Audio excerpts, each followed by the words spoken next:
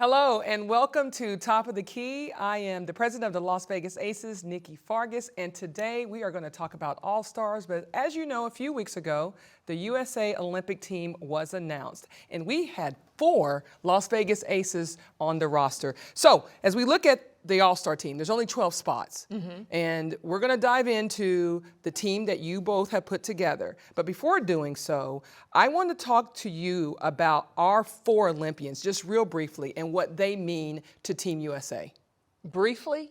Briefly. We want to briefly talk about A'ja Wilson and the leader that she is. You got the best point guard in the world in Chelsea Gray. But congratulations to Jackie Young and Kelsey Plum. It's not their first Olympics, but it's their first Olympics on the 5-on-5. And I think that Cheryl Reeve, it's going to be like sitting there with a full house at the poker table because she's got so much talent. And 4 of those are strong players from Las Vegas. Yeah, I think their addition, and I think the excitement and the consistency that you're seeing, the three-point shooting from Kelsey, the ability for Jackie Young to go in both ends of the court, obviously defensively, but also her offensive. She's just good at both ends, and I think the addition's great for them. Obviously, putting together the All-Star team, it's never easy. There are going to be players that are left off that some people may think should be on the team. But how tough a decision was it for you all to put your team together?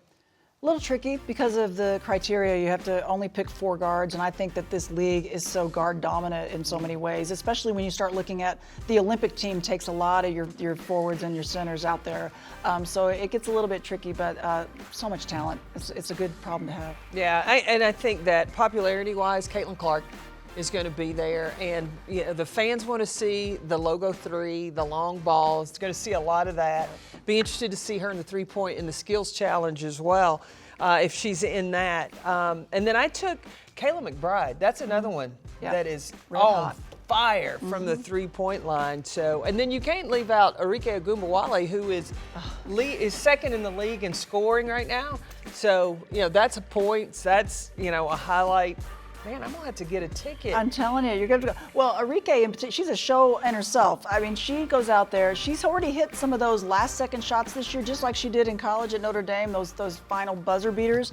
I like Alicia Gray, what she's doing for Atlanta, and just her ability. She can get on a roll and not be stopped at times. So she's definitely on my list. But who are some of the guards that you had to leave off of this list? Obviously, Marina Mabry is having a great season as well. Well, you also have Skylar Diggins-Smith and her new spot in Seattle. I mean, she's a dynamic guard. And look, in an All-Star game, she plays it like it's a real game because she goes out and competes. So I think that's another guard that could be left off. I'd watch it just to see what she wore to the game. And then by the time she's on the court, then she brings it as well. But also, I love what Kennedy Carter's doing. Look, you want to spice it up? Throw Kennedy Carter out there. She's bringing a little something this year, a little heat to the action. I like it. I have to change my vote to Hollywood right there for sure. All right, now let's shift to the forwards and centers. Obviously, you can only choose or pick up to 6 of them. And so I know that wasn't easy, but let's just go through your list for forwards and centers. Well, I'm going to start with the grandmama and Dewana Bonner. Yeah, she's had 14 years in the league. This season she's coming in. And the long ball, again, that's what everybody wants to see in an All-Star game. You got a 6'4" wing who can shoot the ball the way that she does. I think also Jonquel Jones. And when you think about playing against Team USA, you do want it to be a little bit competitive, and I think she's a tough matchup. I think she wants the regular season to be an All-Star game all the time. Like she kind of picks and chooses, and when she brings it out there, it's good. I think that Ezi Magbegor has been special this year. The Aussie, the length, she's bringing the ball up now for Seattle, and she's so consistent. Spin moves, body control. I love the play of Ezi Magbegor. She's a top shot blocker too. Yeah. So bring a little defense to the All-Star game. Bring it. So when you talk about Ezi, though, she's also in the hunt with double-doubles. Like she's scoring and rebounding. So to be able to do both, that's going to be important for the All-Star team as well. We don't want to prepare too well, though, for the Olympics because she's going to be with Team Australia. That's true. But listen, that young lady, she's going to be a force to deal with. Yep. Brianna Jones for Connecticut, so glad to see her back.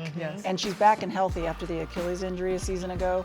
Wow, she's one of my favorites to watch on the pick and roll. You know who she reminds me of is the Aces general manager, Natalie Williams. Natalie Williams. She reminds me when Natalie was in the prime of her game, that pick and roll and just her physicality. I love her game. She's got great hands for big. She's fun.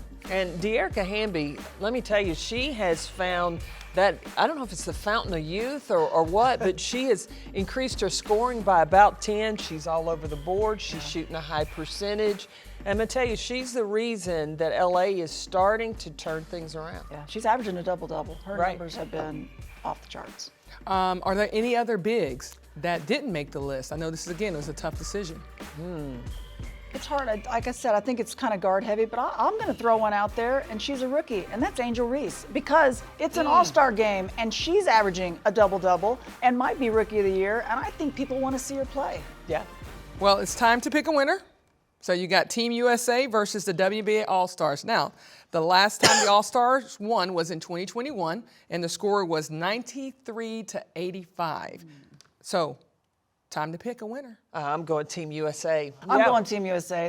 It's just loaded with talent. All right, well, we will be tuning in on July 20th from the Footprint Center. The game will tip at 5:30 Pacific on ABC. Carolyn, Krista, thank you again for joining us, and we will see you guys next week on Top of the Key.